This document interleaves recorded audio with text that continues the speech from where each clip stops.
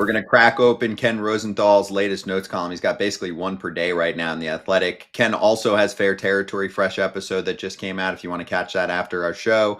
And then I believe we'll have Ken back on our show tomorrow. Let's start with the Blue Jays. He says they might need another starter. Both Chris Bassett and Max Scherzer are not young, and they are potential free agents. Chris Bassett's 36.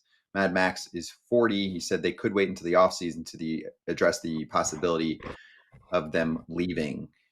I mean, for me, guys, watching the Blue Jays more frequently lately because they are very much in the thick of things, I think high leverage reliever would be number one on the list. Kratz. I think they could get away with the starting staff that they have right now, but convince me otherwise if you feel that way.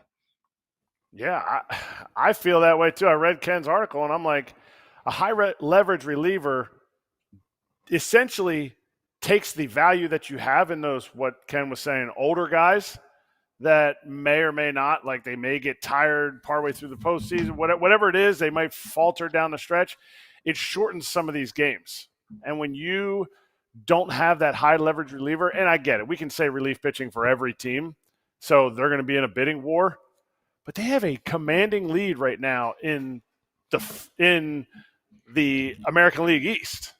So you have an opportunity to make a splash. To me, the splash will affect your team more, their team more at closer, because their staff is going to be held up also by that defense that is going to help them make plays that maybe an ace doesn't need you to make because they're punching more tickets. So to me, it's a high leverage reliever. I completely agree, Scott. And if you want to do both, Todd Father, that's okay too. But just trying to prioritize because it's difficult to get a lot of your work done around this time of year if there aren't many sellers. Are you on the same page? Got to get a high leverage bullpen guy. That'll help you down the stretch. And you really need to be stacked with that circle of trust heading into October. Yeah, I mean, if you have one or two starters that are in trouble, I mean, that's going to be your priority. But we talked about this numerous times about how in the playoffs, for some reason, they don't trust their starters. They only go 4 or 5 innings. So you're going to need 4 or 5 innings of relief. And it's not always going to be your closer. So you're going to need a long guy. You're going to need that guy that can come in and face 3 batters. So you got to be very precise and really think about who exactly you want. And it doesn't have to be the biggest names. That's to be a guy that's reliable. Like we say, relievers are reliable. Just a guy that comes in, throws strikes, and can manipulate some batters. And I think that's the biggest key. Yes, for sure. Now, to be fair, Kratz, if you read the piece from Ken, the couple paragraphs, he multiple times mentions how reliever is a high priority. But he's just offering that maybe they do multiple things. And I'm certainly okay with that. The other thing to keep in mind is that after July 31st, you can't really get anyone else. Max Scherzer has had a lot of IL stints in the past few years. Eric Lauer looks really good.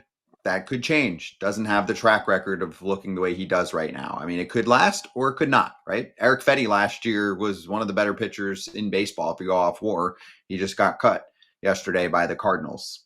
So do you think that adding a little depth, it doesn't have to be a top-end guy. I mean, sure, if they can go out and get a Mitch Keller to be in the middle of a rotation, that's awesome. But does it help for them to look into, give me someone who's more of a depth piece just to make sure that maybe he could be a swing man? And if a starter does go down, they're not doing the bullpen day crap. They've got a good 5 the rest of the way to prevent any injury risk.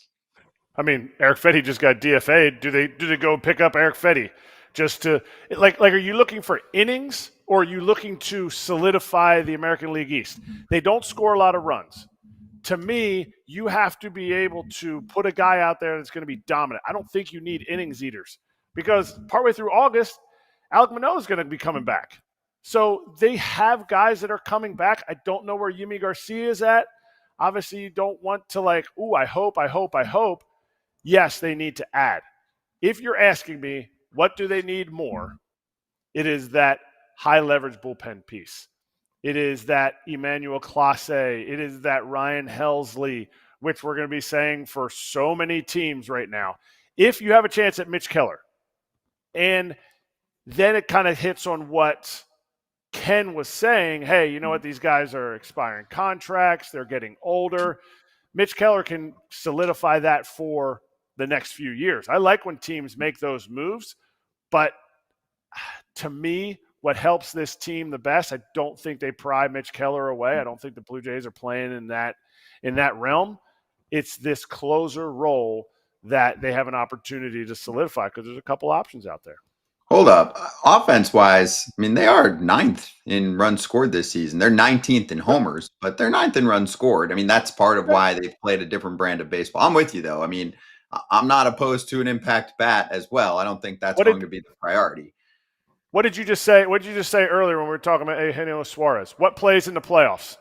You don't have slug, you don't win. The reason you don't win without slug is because game one, you're facing a team's number one, and then their three highest relievers, their three best relievers. You ain't getting the number 4 through 7 in the bullpen. You ain't facing the third, fourth, and fifth starters. So game two, you're then going again to the second best pitcher on that staff, and those dudes just don't give up slug. They don't let you manufacture things.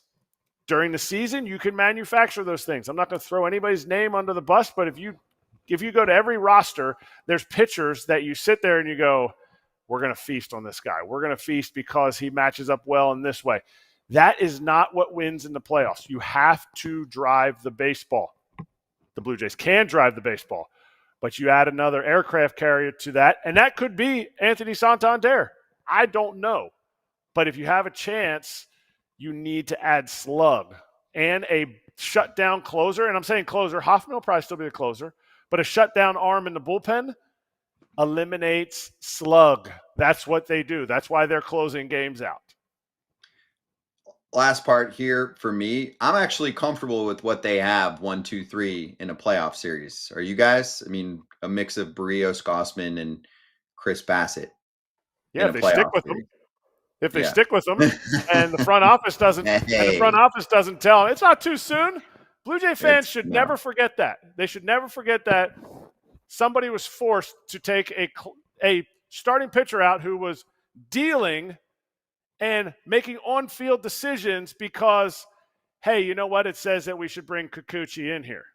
It was Kikuchi, right? It wasn't Ryu.